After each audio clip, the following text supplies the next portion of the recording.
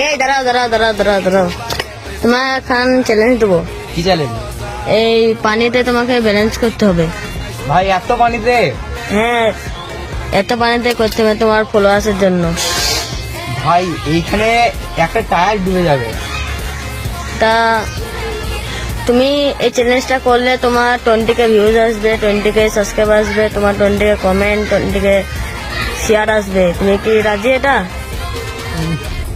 চলো দেখা যাক, সাবস্ক্রাইবারের যখন ডিমান্ড তখন করাই যেতে পারে, চলো।